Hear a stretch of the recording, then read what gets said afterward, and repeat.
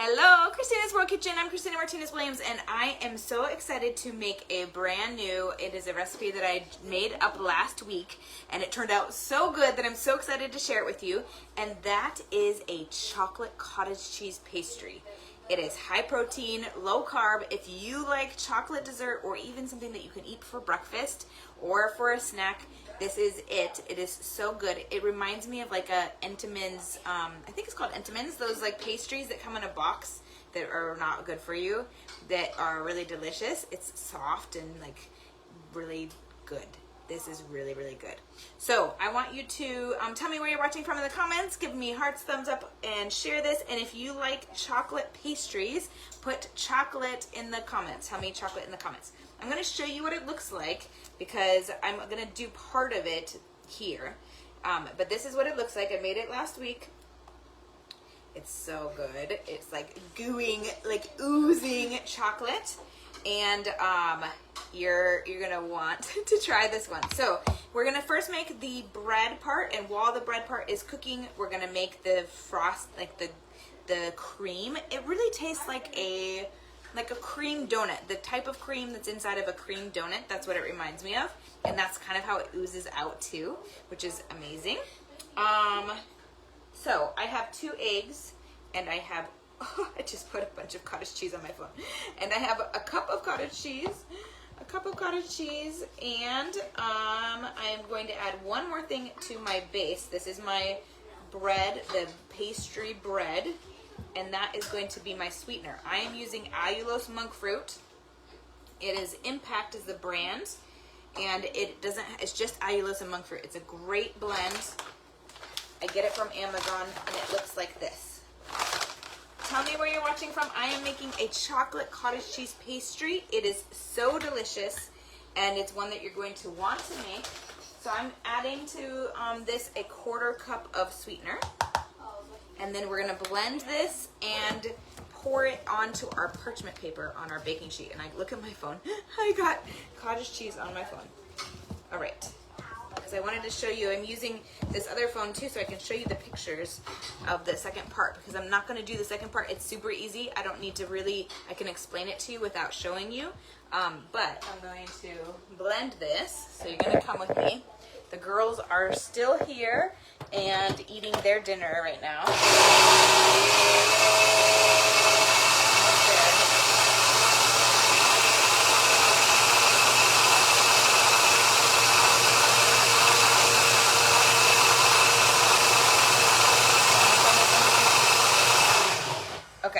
Now I have it blended, and look at my nasty bruise on my shoulder. It's so crazy looking.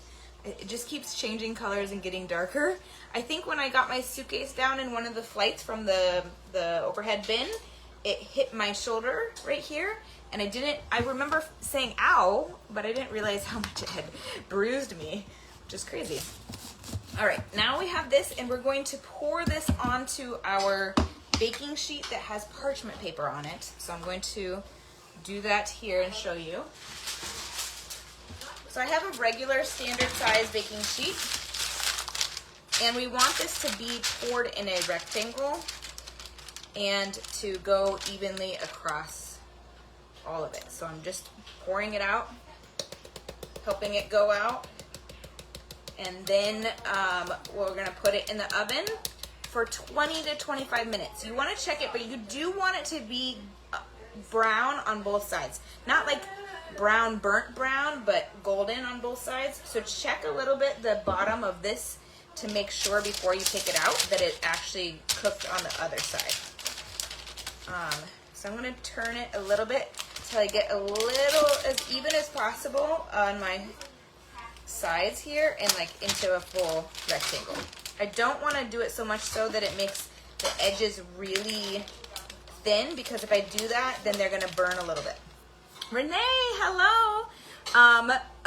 No problem. It's just getting more and more noticeable, so I have to talk about it. But I was so surprised the first day that I saw it, because I was like, what happened? I didn't even realize anything happened. But I'm pretty sure that's when it happened, because I remember saying ow, and someone asked me if I was okay, and I was, but it's like super, super bruised. All right, now I have this all here. Let me show you.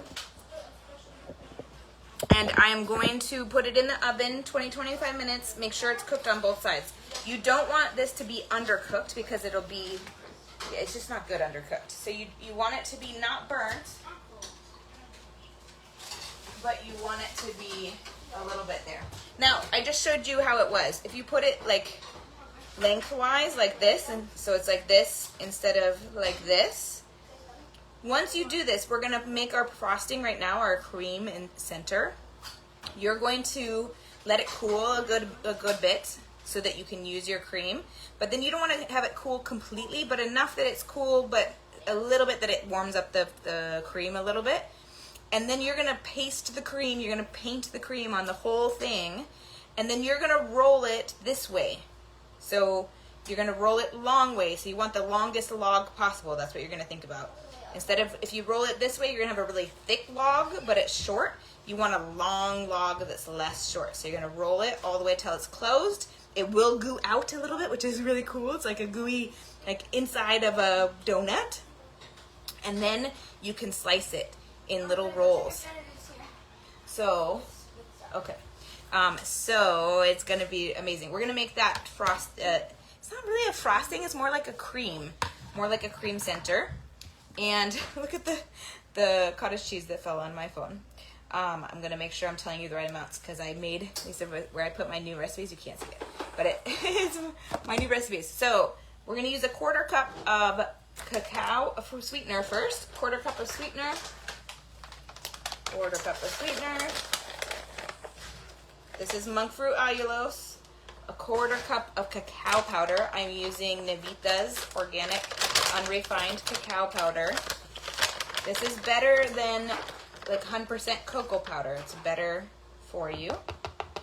And then we're going to use 6 tablespoons of heavy whipping cream. So before I do that, I'm going to just mix these two a little bit so that they're combined before I add the cream.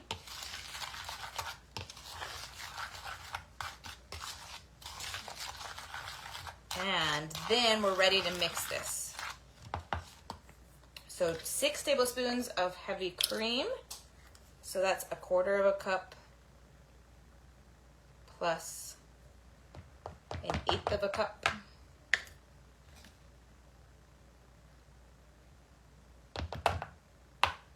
And now we're gonna mix this. And then we're just gonna let this sit. After it's mixed, we're waiting. I didn't put my timer on. I'm gonna put 24 minutes. Okay, we're waiting for that. And I am mixing this with a spatula, a small spatula. This will work well. A little silicone small spatula. Okay, so I wanna mix this until everything is well combined and it's a cream. I'll show you. Again, when you make the actual pastry, when this bread comes out, once it's cool, you're going to flip it so that you can, you could flip it. So flip it so that you can peel the parchment paper off the bread instead of the bread off of the parchment paper. It works so much better to get the bread off of the parchment paper, and it's better if you let it cool. So flip it. You can like just turn the parchment paper on top of something else, back on top of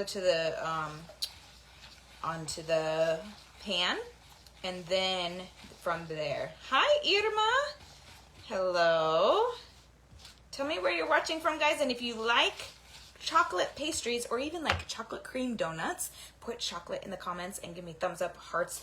Share this video to show people that they too can eat incredible food that is high protein, low carb, and that they isn't going to spike their blood sugar, that has a lot of nutrients, but they still get to enjoy all of this.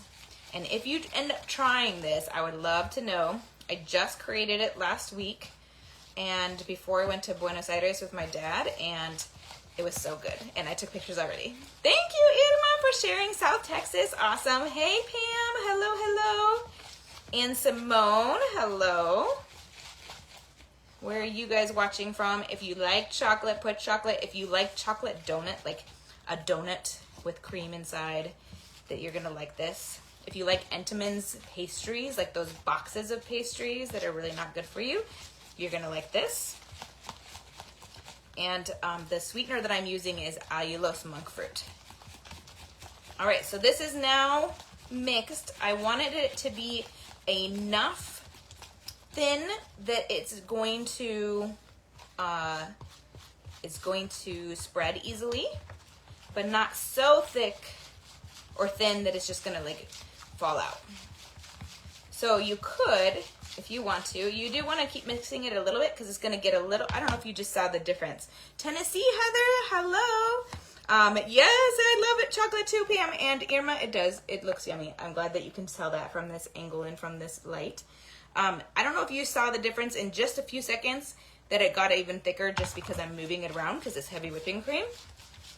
So I'm going to keep going a little bit longer because it's going to continue to move and get a little bit thicker. I want that. I want it to be thicker because I want it to be like that oozy, not runny. I want it to be like that oozy cream that comes out of a donut. Because it will, when you put it across the whole bread and then you roll, it's gonna start to ooze, and when you cut, it oozes a little bit, but it's so good that way. So the way I stored it was in an airtight container in the log format, and then whenever I wanted a piece, I cut off a piece. So like, I stored it like this, and then I cut off a piece, and that's how I ate it. And it's just eggs and cottage cheese and sour cream, heavy whipping cream and cacao powder and sweetener that doesn't spike your blood sugar. So I feel really good about eating this, and I really enjoyed it.